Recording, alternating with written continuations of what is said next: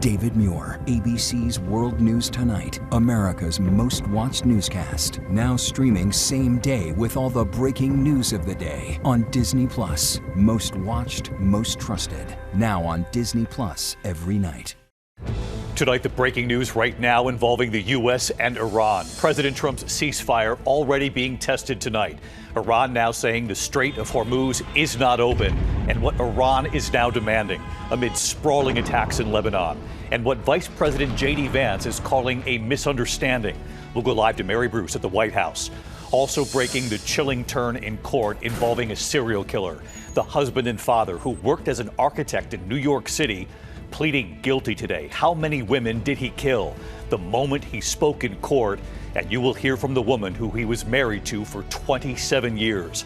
Just in tonight, we're following an emergency playing out in Philadelphia. A deadly parking garage collapse, the search for possible victims trapped.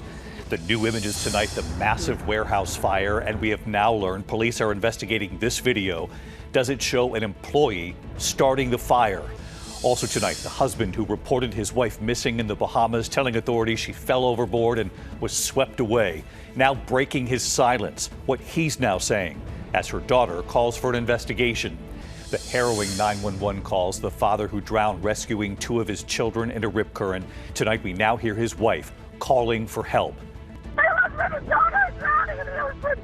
I don't know if they're alive. Bystanders trying to revive her husband. The major news tonight in the Matthew Perry case, the so-called Ketamine Queen sentenced for illegally selling the drugs, killing the Friends star. The judge's decision right here. Tonight, the Tiger Woods crash and what prosecutors now say they will seek a subpoena for. And America Strong tonight, the young children taking over the Masters. And look at this, the young daughter and her 20-foot putt. How this ends right here. From ABC News World Headquarters in New York, this is World News Tonight with David Muir. Good evening. We begin tonight here with the breaking news, the U.S. and Iran, and tonight the White House acknowledging this is a fragile ceasefire, and it's already being tested tonight.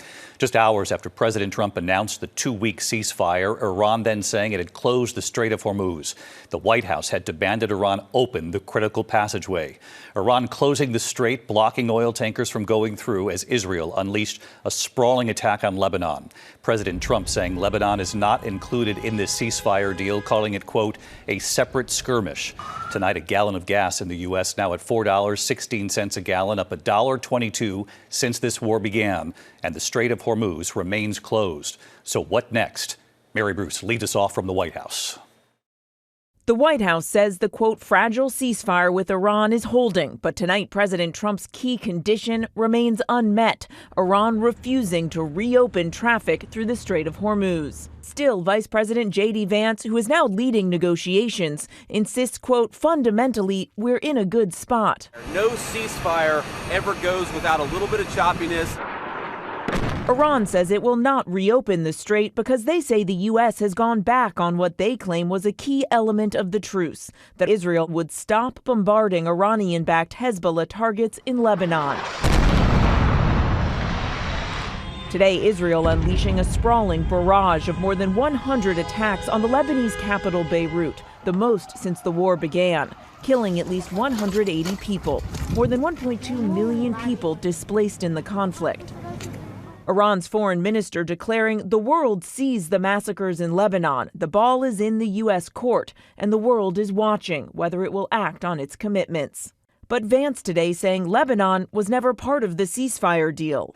I think this comes from a legitimate misunderstanding. I think the Iranians thought that the ceasefire included Lebanon, and it just didn't. We never made that promise. We never indicated that was going to be the case. One thing is clear, Iran still controls the strait. Before the war, ships could pass through free of charge. But President Trump now telling our John Carl the U.S. and Iran could work together one day to collect tolls, saying we're thinking of doing it as a joint venture. Any arrangement like that seems a long way off. And tonight the strait remains closed.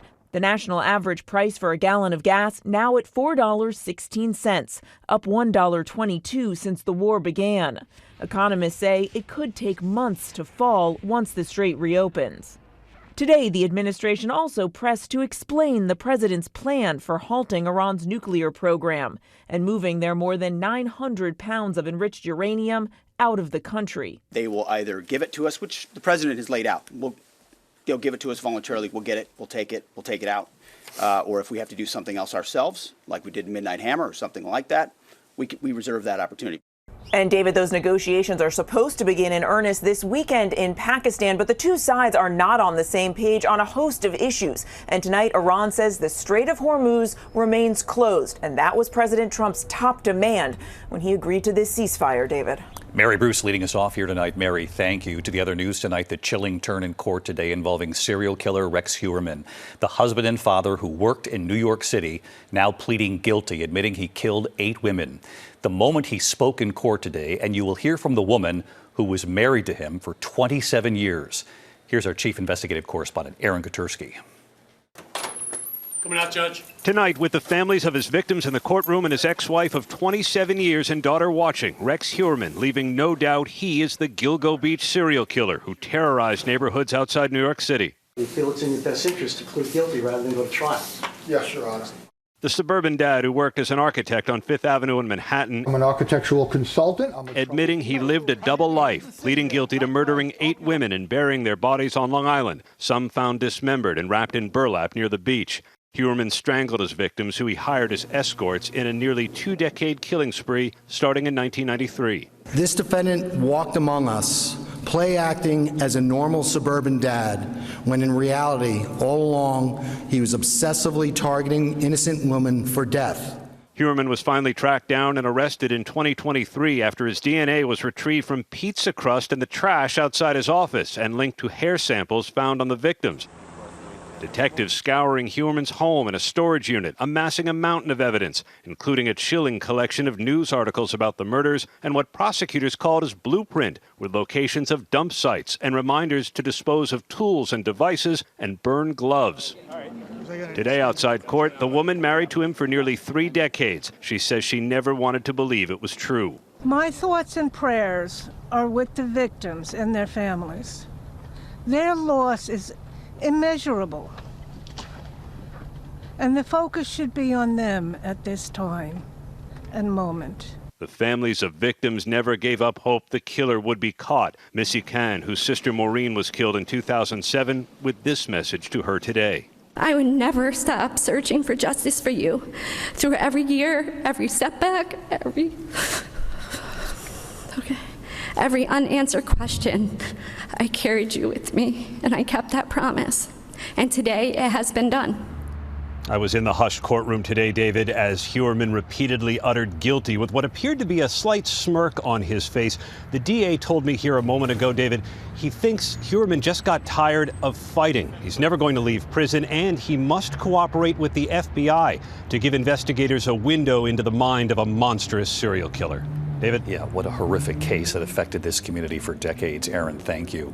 We turn now to the emergency unfolding this afternoon in Philadelphia. The images still coming in tonight, a deadly parking garage collapse, and now the search for possible victims trapped. Here's Mola Lengi with the pictures. Emergency crews tonight carefully searching for survivors after a 7-level parking garage in downtown Philadelphia partially collapsed.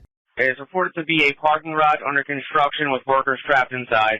What appears to be a stairwell pancaked, now reduced to a pile of debris. You can see this wall buckled on the lower level. Andrew was in his kitchen nearby and says his home started shaking. I was in the kitchen and we heard like an explosion. Thought it was a storm, bomb, something. We didn't know what it was. At least one person was killed, and according to our station, WPVI, 2 people may be trapped. That garage under construction for the Children's Hospital of Philadelphia. Officials saying the structure is compromised. First responders now launching drones until it's stabilized. This is going to be a protracted operation. The building is a 7-story garage that is under construction. It is compromised for the safety of my team. Well, David, search and rescue operations have been suspended tonight while the structure is stabilized. Officials are bringing in additional crews and heavy equipment to help remove debris, David. Mola Lengi with us tonight. Mola, thank you. Now to another alarming scene, the dramatic and massive warehouse fire in Southern California. And we have now learned tonight that police are investigating a new piece of video. Does it show an employee starting the fire? Trevor Ault with that video tonight. Tonight, an arson investigation into this massive fire that destroyed a warehouse yesterday morning outside Los Angeles. The flames seen for miles as firefighters battled the blaze, burning through this 1.2 million square foot distribution center for Kimberly-Clark. The roof collapsing, as officials say about 20 employees were inside at the time. Police have now arrested 29-year-old Shamil Abdul Kareem, an employee of a third-party distributor for the company. All you had to do was pay us enough to live. And they're now investigating this video posted on a Facebook account that, according to a coworker, appears to be associated with the suspect. There goes your inventory. The warehouse was filled with paper products from Scott to Kleenex to Huggies diapers, and all that inventory further fueled the fire. Every possible piece of information or anything of evidentiary value is certainly going to be taken into consideration for the investigation. And David, all of the warehouse employees have been safely accounted for. For a time, one of them was believed to be missing. That turned out, though, to be the suspect. David, Trevor Ault with us again tonight. Trevor, thank you. Next tonight, the husband who reported his wife missing in the Bahamas, telling authorities she fell overboard and was swept away. He's now breaking his silence. What he's now saying. Her daughter calling for an investigation in Victor Oquendo tonight from the Bahamas. Tonight, the husband of Lynette Hooker, the American woman who vanished in the Bahamas after reportedly falling from a small boat, breaking his silence online. In a statement, Brian Hooker writing in part, "I am heartbroken over the recent boat accident that caused my beloved Lynette to fall from our small dinghy." Her husband adding he made desperate attempts to reach her, and the ongoing search for her is my sole focus. Tonight, authorities say this is the flotation device Brian says he used to try to save his wife. Brian told police he and Lynette left Elbow Key in an 8.5-foot dinghy on Saturday evening on their way to their sailboat, Soulmate. This is the Soulmate, Brian and Lynette's light blue sailboat. We tracked it down. It's anchored here in Marsh Harbor. We've called out to Brian, but it doesn't appear he's on board. The couple encountered bad weather, Brian said, and Lynette fell overboard with the boat key, the boat's engine shutting off. Authorities say he made it back to shore, reporting her missing around 4 a.m. Sunday. Lynette's daughter, Carly, calling for a full investigation. I don't want to go forever just not ever finding her again. I don't feel like I'd get the closure I would need. And late breaking news tonight, David. Authorities here in the Bahamas say they have taken Lynette Hooker's husband, Brian, into custody, and he is now being questioned by authorities. Police also asking anyone with any information to come forward. David? Victor Oquendo on those breaking developments for us. Victor, thank you. There's also news tonight about the high school shooting in Pauls Valley, Oklahoma. That's south of Oklahoma City. According to the arrest affidavit, a former student was armed with a gun, allegedly claiming he was inspired by the Columbine shooting. He was tackled by the principal and other staff members as he entered the school. The principal was shot in the leg. He is expected to recover. No students were hurt. Tonight, we're now hearing the harrowing 911 calls after that father drowned after rescuing 2 of his children in a rip current. This evening, we now hear his wife calling for help, bystanders, then trying to revive her husband. A warning, the calls are unsettling. Here's Morgan Norwood. Tonight, a mother's desperate call for help. My husband and daughter are drowning in the ocean. I don't know if they're alive. Emily Jennings screaming as her husband Ryan tries to save their 12-year-old son and 9-year-old daughter who were caught in a rip current off Juno Beach. Bystanders also calling 911. There's a father and a daughter, and they're caught in a wave, and people are trying to save them. First responders finding the 46-year-old father of 3 unconscious, giving CPR, but it was too late. He died in the hospital, but he saved his children. He was a hero. He saved the kids. It was exactly who Ryan Jennings is, an amazing, amazing human being. The Jennings family from North Yarmouth, Maine were in South Florida visiting Ryan's parents. Adding to the tragedy, Emily is expecting the couple's 4th child. And David, tonight, Ryan's wife, Emily, remembering him as a devoted father, writing, "There was no other way for an angel like him to go." David. Morgan Norwood. Morgan, thank you. To the economy and the stock market tonight, the ceasefire in Iran having an immediate impact today. The Dow jumping more than 1,300 points. The NASDAQ and S&P 500 posting major gains as well. Well, tonight, 4 astronauts on board Artemis II are preparing for their return to Earth following their historic flight around the moon.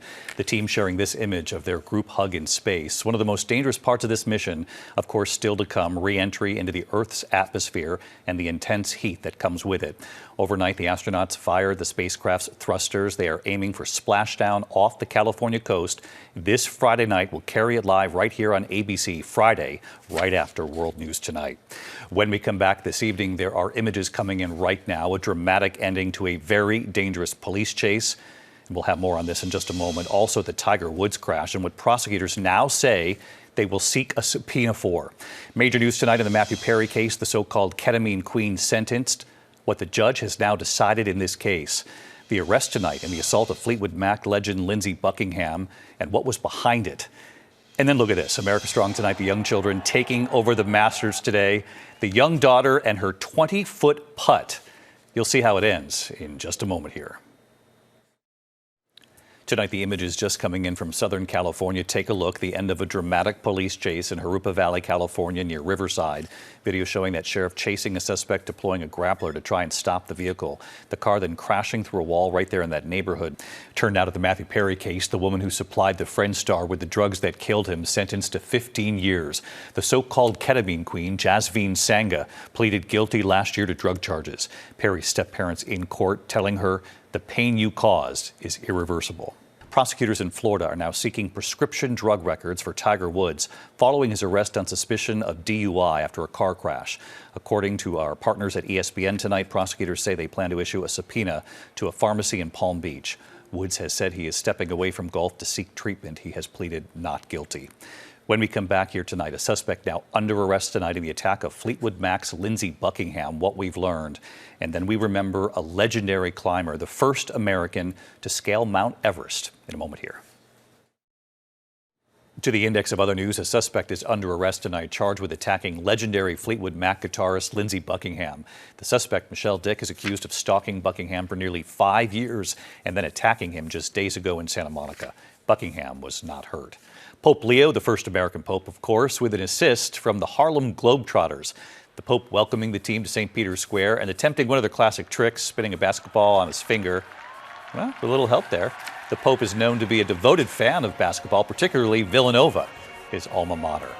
We have 2 passings to note tonight. Davey Lopes, a 4-time All-Star known for his speed on the bases, has died. Lopes captained the Dodgers in the 70s and 80s. They won the World Series in '81. After his playing days, he became a manager and coach. Davey Lopes was 80. And Jim Whittaker, the first American to climb Mount Everest, has died. An experienced climber and guide, Whittaker reached the summit in 1963, even though his group had run out of oxygen. He later became CEO of outdoor outfitter REI. Jim Whittaker was 97. When we come back on the broadcast tonight, the children taking over the Masters tonight, and there were some very masterful moments. You have to see this. Tonight, America Strong, the children mastering the course. Since 1960, it's been tradition, the children taking over the Masters. A lot of rolling down the hills. Pro golfers with their children as their caddies, even swinging for them. The children and their little golf claps, breaking the sand trap, playing in the sand trap, replacing the divots. Teaching them young. Golfer Scotty Scheffler with his wife Meredith and their 2 young children, newborn Remy with mom, 2-year-old Bennett taking a swing. It's okay, it looks like my shot. Justin Thomas on the 2nd hole. Oh, that's beautiful, go in! A hole-in-one, and his 1-year-old daughter Molly walking up to him unfazed, walking away with his golf club. What a fantastic start to the day. Then the 7th hole, watch Wyndham Clark. You know what it is. Here we go. Oh, don't do it! A 2nd hole-in-one. Then the 8th hole, Keegan Bradley. Oh! Keegan Bradley's 2nd year in a row. This is unbelievable. 2 years in a row. Tommy Fleetwood on the 4th hole. The guy that owes you a hole. Has Fleetwood done it? He's done it! His son Frankie jumping into his arms. And then there was 9-year-old Cooper Harmon attempting a putt from more than 20 feet away. Her dad, Brian, watching. Cooper Harmon. Oh, heck yeah. Oh, she's so excited. That's amazing. Jumping into her proud father's arms. And what did he say to her after she made the shot? Good job. An awesome putt. It was awesome. How crazy was that? So many holes in one.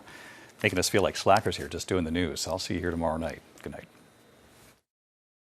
David Muir, the most trusted anchor in America, the most watched anchor in America. Thank you for making World News Tonight with David Muir the #1 newscast in America.